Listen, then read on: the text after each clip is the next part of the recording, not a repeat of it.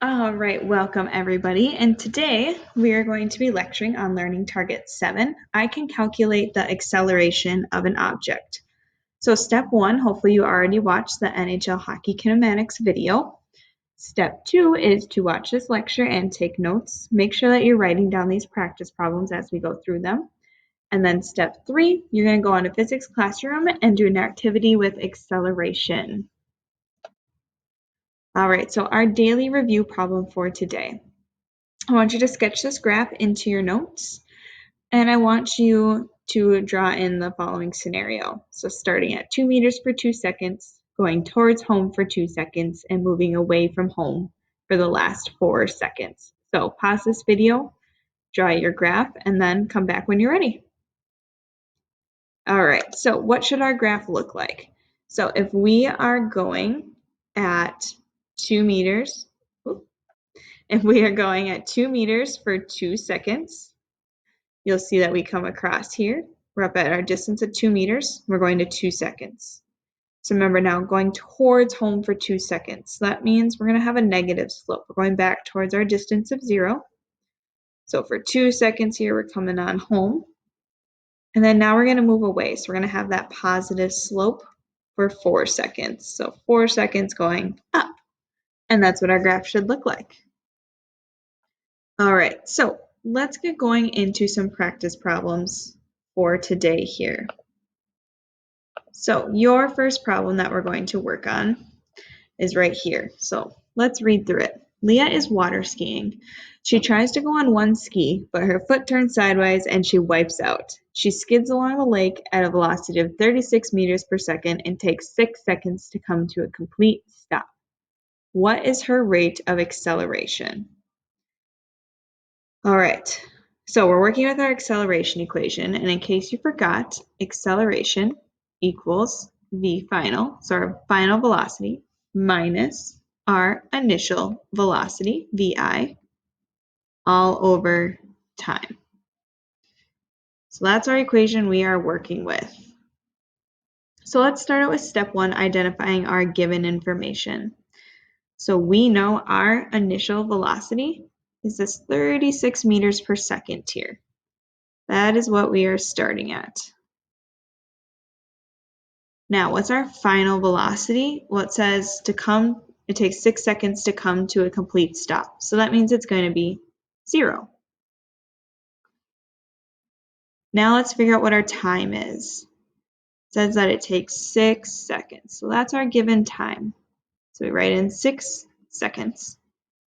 And it's asking us what is her rate of acceleration. So we don't know what that is. So we put our question mark there. Now, step 2, let's think about this here. Is the velocity changing? Yes, because I'm going from 36 meters per second and coming to a complete stop. So then, is the object accelerating? Yes. So now let's write our acceleration equation if you didn't already. Acceleration equals final velocity minus initial velocity divided by time. So we have identified our givens. We have our equation. Now we're going to plug them in. So acceleration equals our final velocity, which was 0 meters per second, minus our initial velocity, which was 36 meters per second, divided by our time of 6 seconds. So we can do the math here, and it's going to come out to be negative 6 meters per second squared.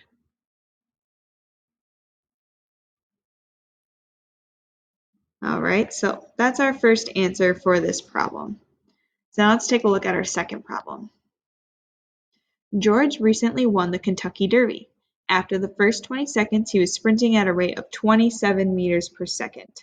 If George started from rest, what was his rate of acceleration? So step 1, let's start with identifying our givens. So our initial velocity was 0. So it said after the first 20 seconds, he got to that rate. So he was starting at 0 meters per second.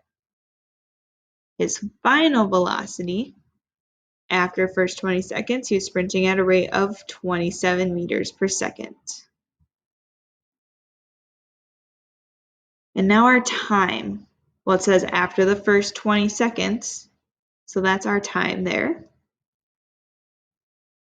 And again, we don't know acceleration yet.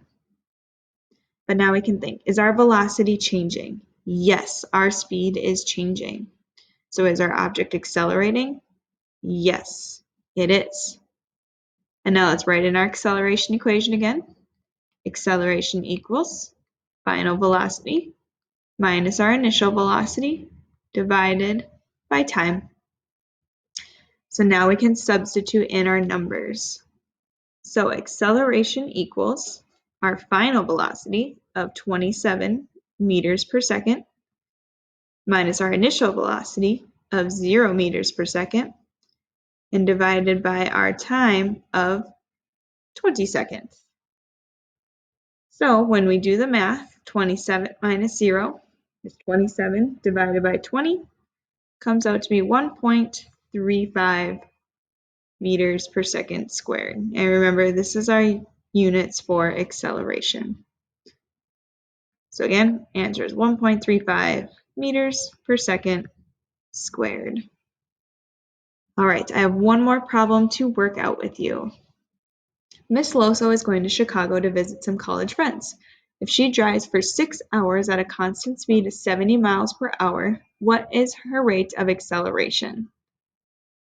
All right, so let's start with our givens. It says that she's going at a constant speed of 70 miles per hour. So that means our initial and final velocity is the same. Her speed is not changing. It's 70 miles per hour. And our time was if she drives for 6 hours. And our acceleration, we don't know. But so now we need to think, is the velocity changing? Well, no, it's not changing. She's going at that constant speed of 70 miles per hour. So then, is the object accelerating? No, it's not. But so let's work out this math and let's see what happens here. So acceleration equals final velocity minus initial velocity divided by time. So acceleration equals 70 minus 70, put in my units there, divided by our time of 6 hours. Well, then we end up with 0 divided by 6 hours. And so there is no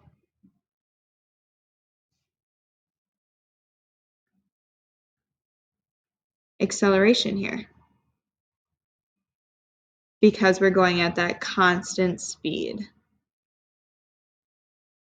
All right, so as long as you have written down your notes for today, you've done these practice problems in your notebook, you are good to go on to step 3, which is again going to physics classroom and doing that acceleration activity. Let me know if you have any questions.